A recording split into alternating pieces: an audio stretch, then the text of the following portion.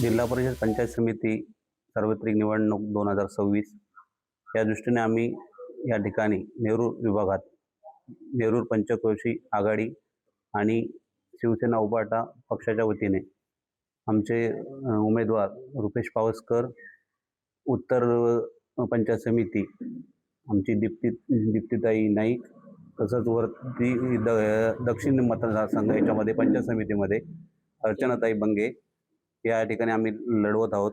आमच्या या विभागात चांगल्या प्रकारे सगळे घर टू घर प्रचार झालेला असून आमचा हा विजय या ठिकाणी नक्की आहे। कारण लोकांनी असं ठरवलंय की नेरूर गावातील आणि नेरूर पंचक्रोशीतील उमेदवार आम्हाला पाहिजे, ज्या ठिकाणी आम्ही कुठलीही आमची समज असेल तर त्या उमेदवारापर्यंत आपण मांडू शकू, असं प्रत्येक गावागावात ठरलेलं असून आमचा तिन्ही उमेदवारांचा आमचा विजय हा नक्की आहे। तसंच या ठिकाणी नेरूरमध्ये बरेचसे प्रवेश दाखवले जात आहेत।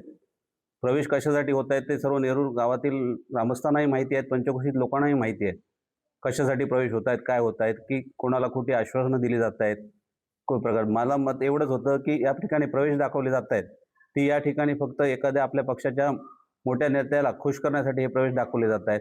या ठिकाणी उभाट्या पक्षाचा एकही कार्यकर्ता कुठल्याही पक्षात गेलेला नसून गेले आहेत, त्यांना आम्हाला पुढील वाटचाली त्यांच्या शुभेच्छा आहेत। पण या ठिकाणी कुठल्याही प्रकारचा प्रवेश हा उभाटा पक्षाकडून झालेला नाही। त्यामुळे या ठिकाणी सर्व उभाटाचे कार्यकर्ते हे सर्व या ठिकाणी नेरूर विभागात आहेत तसे आहेत।